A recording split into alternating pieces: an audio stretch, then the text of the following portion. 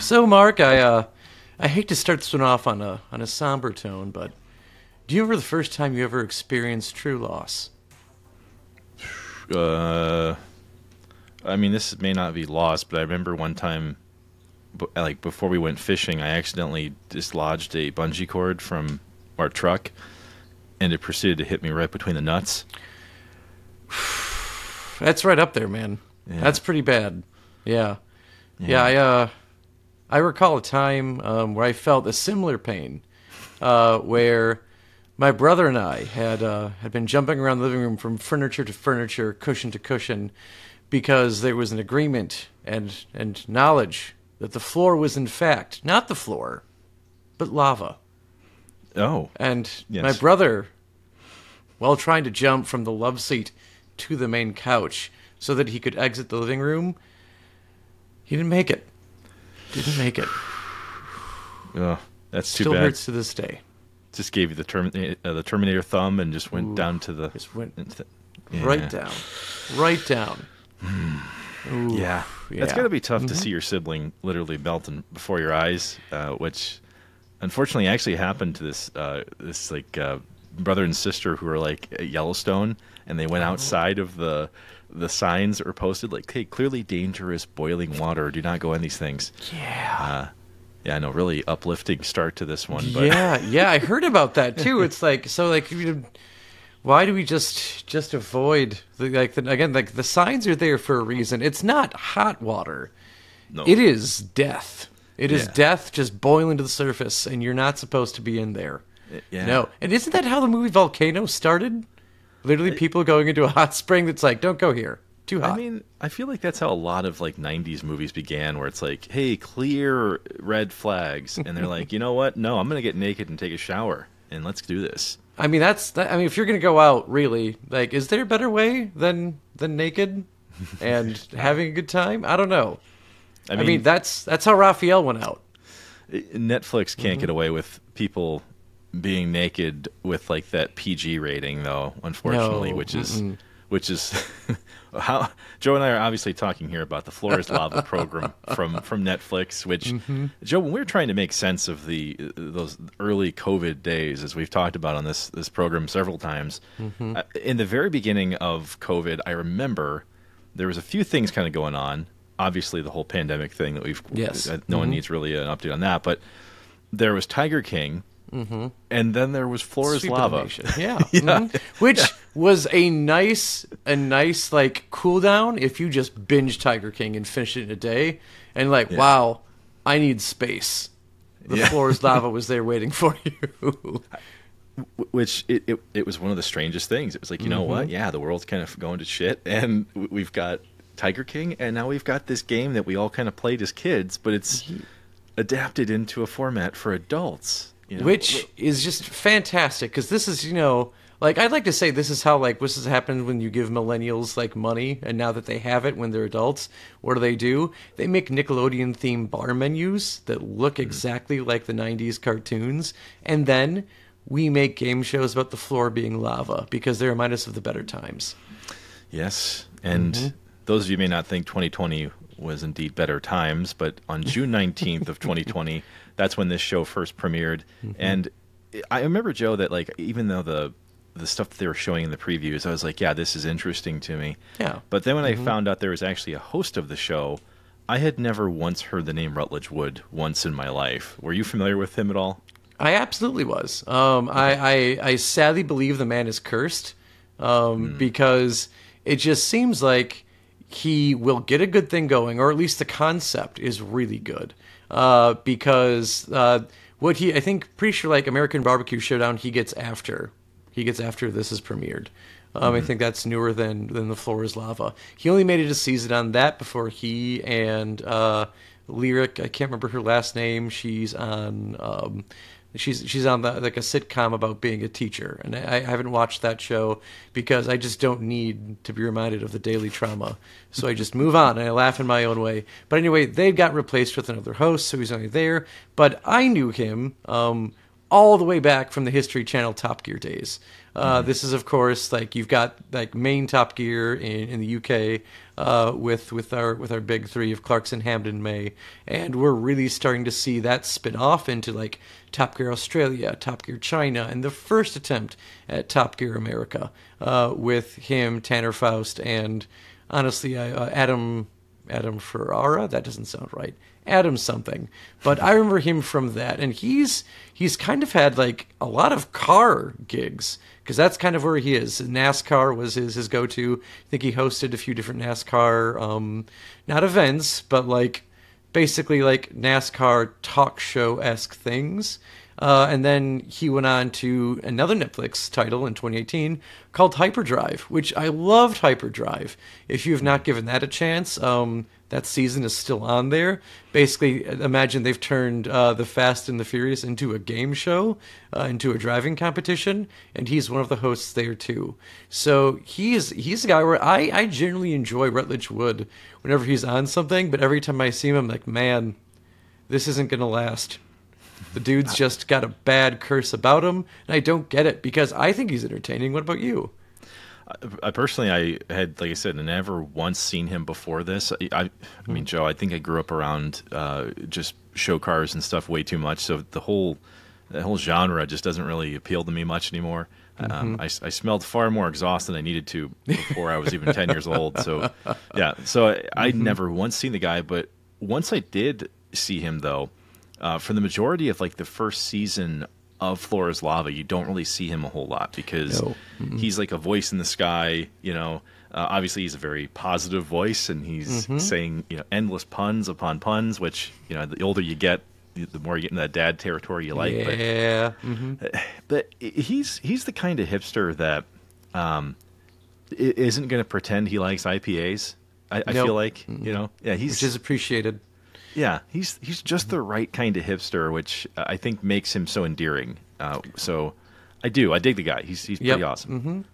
Yeah, and I'm not gonna lie, he's got the dad bod that I think most of us have relaxed ourselves into as well. So he's kind of got that feeling of like he's like an everyman in the Midwest, despite the fact that he's built his career in the South.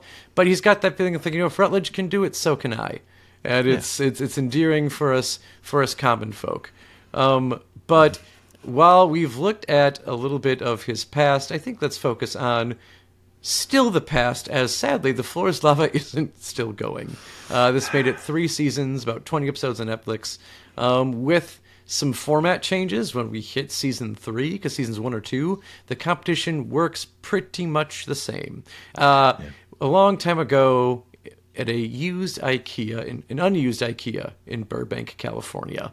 The producers basically transformed it into several rooms that kind of have themes to each of the rooms. And you progress from, originally, you went from one room, I think, to the next. I'm trying to remember how the first 2 seasons exactly went. You had 3 competitors, and you tried to see best of 3. There were 3 teams. Whoever could either make it with all 3 competitors out of the first room or with the most remaining competitors in the least amount of time would square off in a second room. Yeah, well, so the first season of it was really just more about having 3 different teams come into this scenario, right? Whether it was a natural history museum, you know, in another case it was like a space themed type of thing, whatever. But they didn't have an extra sequence, right? It was just the first one in that first season. So they go through that, and then what I always just found interesting about it, Joe, is that it's very punishing. These oh gosh, you know, this obstacle course. I mean, it's like clearly this stuff was designed for people to be able to jump on it and you know, climb on it, and it's pretty well put together. But these are people that are having like natural reactions to jumping feet off of things and landing on stuff, and it looks hard.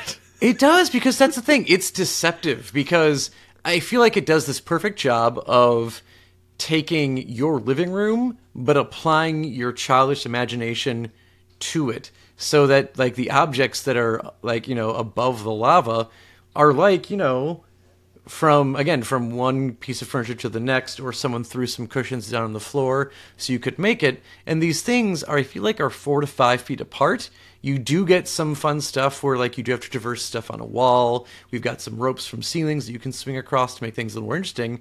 But again, all the distances seem believable. But when you go around and you look at the things, like you've got the lava like literally bubbling up and overflowing on top of it, so now they're slippery as all hell. So you've got that kind of watching a video of a cat trying to jump off of a nice covered car in the winter, where they just go up and then come right back down and then over into the lava sometimes. Yeah. Or like the dreaded, for any of us who remember the MXC days or watched Wipeout while it was on, you got someone just going to make a jump, and they just make it with half of their body, and the bottom half just plows, just gets crumpled by what is, thankfully, something foam-esque and soft, but still looks like it hurts all the same. It really is interesting how whoever designed this, I feel like had to have been like in the boardroom when they're designing, Dark Souls. It's like, except you don't get to restart. It's like, no, but you're really gonna suffer through this. Yeah. It's entertaining, but it's punishing at the same time. If we want everyone to know it. I was gonna say it's like reading the tea leaves in Harry Potter. It's like you're gonna suffer, but you're gonna, what did he say? You're gonna suffer, but you're gonna have fun, or whatever it was. I can't remember the exact quote, but it was like something along those lines. Yeah, which sounds like a weird kink. Like you're gonna suffer, but you're gonna like it. You're gonna be calling someone daddy. You're gonna be happy about it, Yeah. Which to me, it's like if you think you can make that jump, like no matter what, sure, you might be able to make that extra foot if you jump hard enough, but then you're not going to be able to stop on whatever it is most of the time. Oh no, you're again if you're not hitting the side of it to slow yourself down, which half of you is in the lava at that point, and I think it's an agreed rule that if half of you is in the lava, you have to let go and just go down. But yeah, no, you're going to slide right across that thing. Which, speaking of sliding across that thing, that is due to the lava, which raises 2 very important questions. One, is that lava, in fact, just excess amounts of the orange chicken sauce from Panda Express? Well, we don't know. According to the producers, there's some like secret concoction that like only a few people know, and there's like a handcuff to a suitcase, and that recipe is like under lock and key. There's an estimated 60,000 to 80,000 gallons of lava within these rooms. So lava in quotations for you, those of you who aren't watching the video. And yeah, Joe, I have to ask how deep that lava could possibly be, because there are some like 6'5" people who are playing this and competing, and like they go all the way down. Or I don't know. That's what's funny. Like every time I watch it and someone goes down, I'm like, I think they're actually dead. Yeah. Like because, like you said, it looks like it's really deep. You've got these really tall, athletic people just going they sink all the way down, and they're completely submerged. And on top of it, I really do wonder about that. Like again, like that concoction and what it's made out of, because it looks really viscous and like it would be difficult to swim through. So just like if it's super deep and it's that thick, are you getting out of it? Like, hey, we covered Beer Fest a couple years ago on this, and someone literally dies trying to swim in a vat of beer. I can't imagine what it's like. It's the hops, baby. It just pulls you down. Yeah, I don't know. I have absolutely no idea what it would be like trying to like be buoyant in that type of fluid. Obviously, I kind of wish I could have tried it at least once, but it is weird. It's a strange. You look at it, and you feel like that's either like the most stickiest thing you've ever touched, or it's gonna be like almost like waxy, right? Whatever it lands on is gonna be instantly slick, which most of the time it is. But there is one mystery, Joe, about this stuff that I've always wondered, which is when people do fall into it, you see them show back up when they put them back in like the observation area, right? Yes. And they seem like they're wearing the same clothes, but there's no lava on them at all. I always thought it was the other way around. Like it looks like they're in the same clothes, but their clothes are dry, but then you clearly see, like, on their skin what is the lava, but kind of dried off. Like, it's still kind of there, but all their clothing is dry. And it's like, what? What are we doing here? We know they went in the lava. Did you just make them, like, bring double sets of the exact same clothing? I've always wondered that, Joe, because as soon as I saw that, like, the very first time, and then subsequent viewings, it turns me instantly into Jeff Goldblum. Like, suddenly I'm like, what's happening there? I don't know. Yes. Immediately it happens every time I look at that, and I just, because it just doesn't make sense unless they hand them like a different shirt or something and they put that over it. But I need to know. You know, maybe there's a ShamWow, and it just gets it right off, because, like you said, you don't know whether you are, like, grabbing the stuff and being like, Egon, your mucus, or Mr. Miyagi, wax on, wax off. It's a weird concoction, and who knows what it's like when it dries.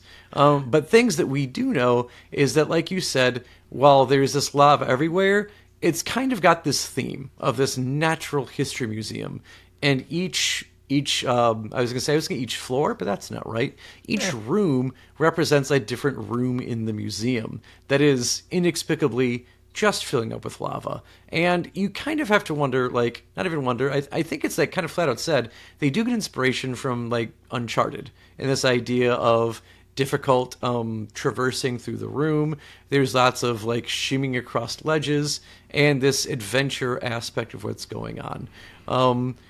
But while we do have this adventurousness going on here, Mark, do you think if there are some, possibly any, safety features of this thing? Because it seems dangerous as all hell, going from spot to spot.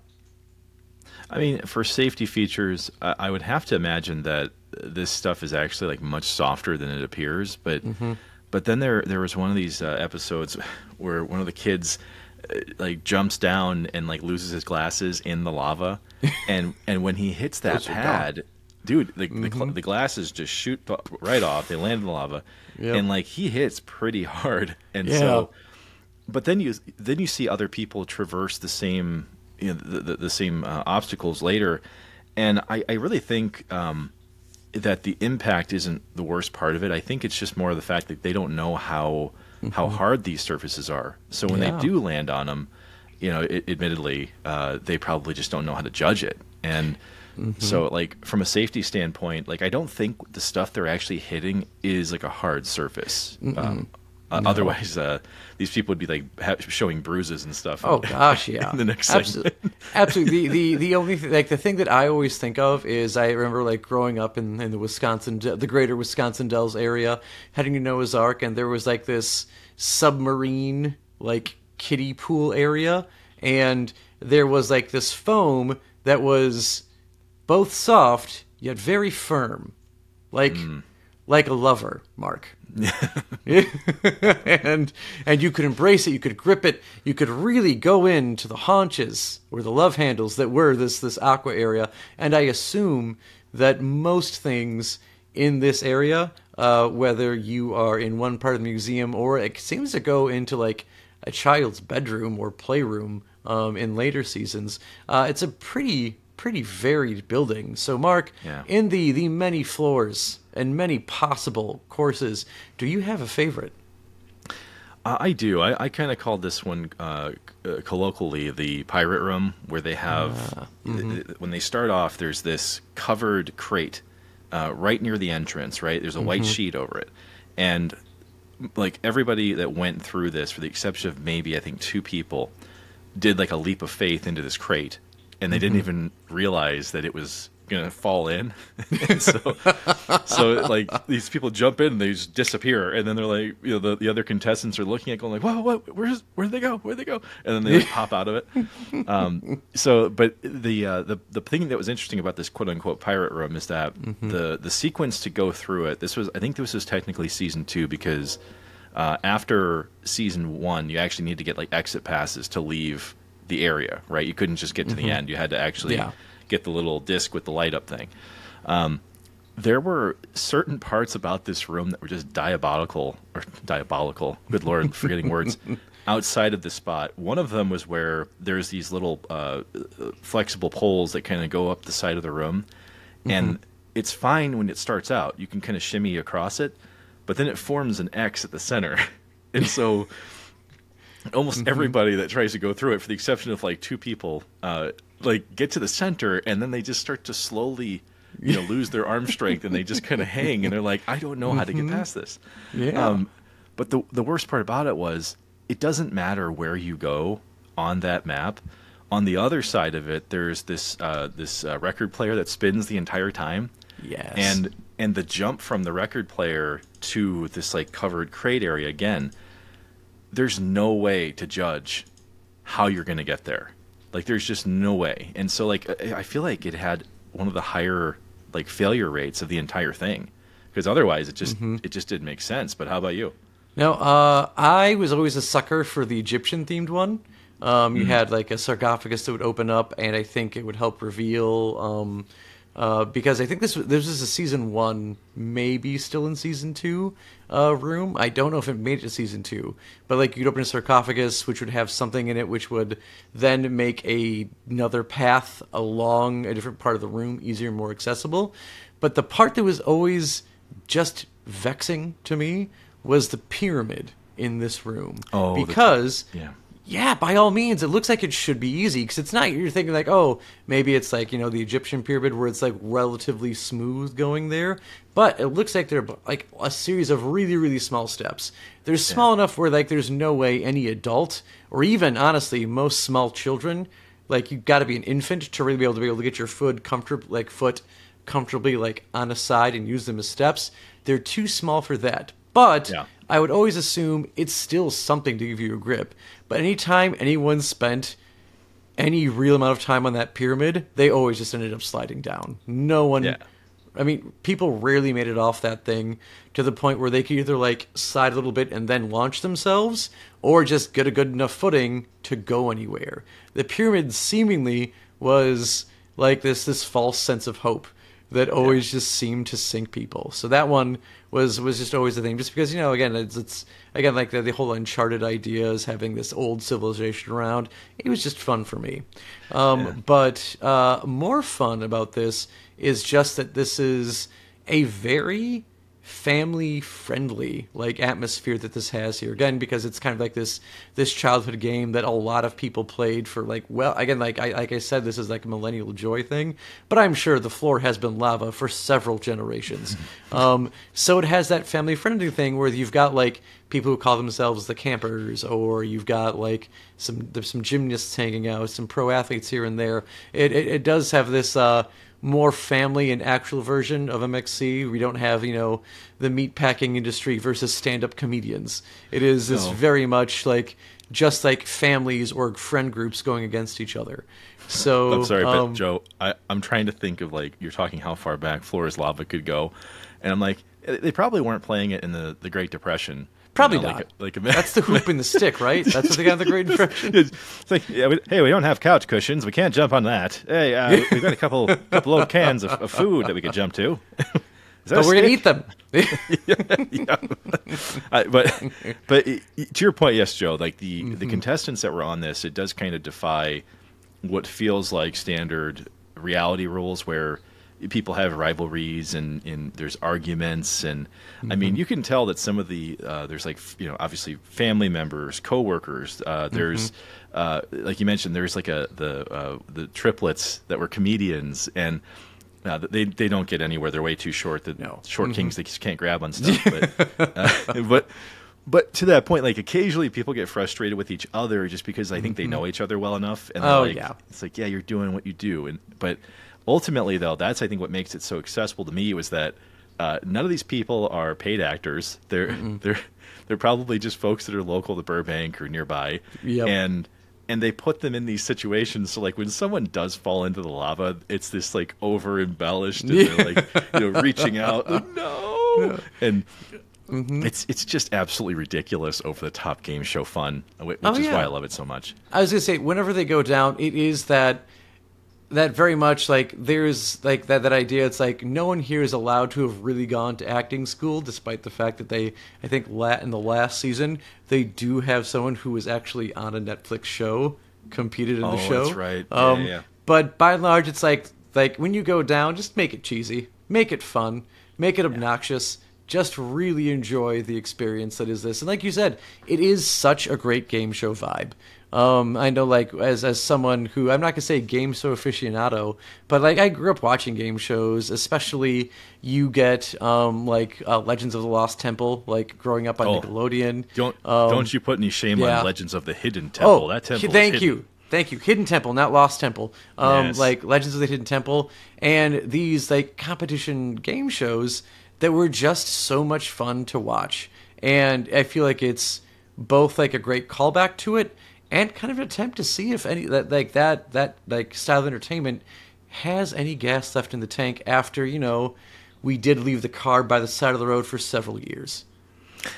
I think the problem really for me was that, like, I was so interested in this show when it came out, and then to find out that it really only had that 10-episode season that we weren't even sure was going to get a second one. Yep. And then they come out with 10 more episodes, which are split into 2 more separate seasons of 5. And so, like, for us, it was like this is great. This should be on TV. Yeah. This is a graduated version of, like, the stuff that millennials grew up watching. How could it not be a good thing? And the other part about it, too, that was great was that even the show itself grew as it went along. We kind of talked about. They did up the ante a little bit. They made things a little bit harder, more stuff to focus on, which culminates in the latter seasons with this giant volcano that the two qualifying teams that win have to climb to win that $10,000 prize. And I mean, it was like this show seems to be getting better the longer it's on, which is quite rare for a game show. They kind of keep things the same, statically. Yeah, pretty much. Like, this is a show that, I mean, pun intended, found its footing as it went through. So it's just one where, like, it seemed like it made sense. Like, we've got a good thing going here. The host has really good banter with the contestants. Like you said, pun heavy but enjoyable. And it's just a shame that you basically, when you saw what they did, where they're like, okay, 10 episodes good, seems to be fine, and then you're going to just get 10 more episodes or splitting into 2 different seasons. I mean, that's like moving a show to Saturday night. Yeah. Like, know the writing's on the wall. Like, enjoy it because this seems to be the end of the ride. Well, I think what I got disappointed by the most was that I didn't know Rutledge that well, as I mentioned earlier. But then the longer the seasons went on, the more involved he is. Like, the more that he's actually, you see him, he's actually a part of it, because they take him from that disembodied voice, and then they bring him into this observation area where the other contestants watch people competing. And so the stakes felt a little bit different. And so I actually felt bad for him, because, as you mentioned, I didn't know about this curse thing. But after seeing this, I'm like, oh, man, he seems like he's doing a really good job with this. But he's not going to get to keep doing it. And I know. So it does suck, Joe. And I think what kind of this is something I've been thinking about now ever since 2022, when season 3 officially came out, is why hasn't this show come back? I mean, Joe, what are your thoughts on that? I think it's because maybe there is some just sadistic fuck out there at Netflix who's like, you know what we're going to do? We're going to give the millennials an adult version of Nickelodeon Guts back, and they're just going to fucking take it from them. Right when it's getting good. Just take it right up from under their feet.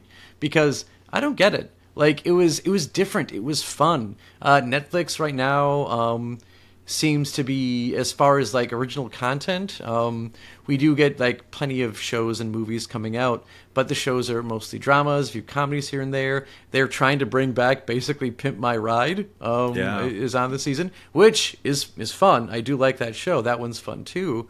So, like, they're trying to reach back in a catalog of things, but this is one where it was different. It wasn't another baking show or cooking show, which I'm not complaining about. I do love me some Blue Ribbon Baking Challenge. I do love Barbecue Showdown. I like all of it. It is really wholesome. It is really good. And I will consume it all the time. But this is also something that I would love to keep consuming because it was different than any of it. And it still kept that wholesomeness, but it gave us competition in a much more physical sense, where you could have people really physically asserting themselves and only kind of be at each other's throats because they're brother and sister. And that's what it feels like more, is just sibling argument and rivalry, more than like, oh no, I'm gonna beat you into the ground because I'm better and stronger than you. Like, you don't get that. It is they do not like badmouth the other competitors. They're ripping on their own team because they're related. So it was unique to that. And there's so many original programs on all the streaming services, which always feel like they have to be like these dark, gritty dramas or highly adult-oriented programs, and that's fine and everything. And I mean, I know there's some people out there too who like keep Netflix literally just for when Stranger Things has a new season come out. Yep. And so it's like, it's coming. It's on its way. But I'm not dogging that stuff. But I would like to just sit back and like not have to pay attention to lore of something for a bit. And like, to your point, Joe, yeah, you can only watch so much of a program until you need a palate cleanser. And I feel like Floor is Lava was the palate cleanser for COVID for me. It was. It's like, let me take my mask off and come home and watch some people potentially drown in delicious viscous fluids. And so, I mean, I can't think of a better way to go. But speaking of going, Joe, we do have to go once again. And with that, we do thank you for listening to the Digital Dissection Podcast. As always, we appreciate all the Dissection crew does for us week after week. Your support does go a very long way. And if you like this episode, check us out on YouTube, where we do make weekly videos about our favorite things. We also love hearing from you, so feel free to message us at digitaldissectionpodcast@gmail.com or in our communities across social media. We love your ideas, suggestions, and, pretty much anything so long as it's tastefully done. So if you can think of a way to bring this show back, or really, really give us some other bit of millennial joy from our past, you let us know. And until next time, keep on dissecting. Also, I do want to taste the lava, Joe. Oh, it looks delicious.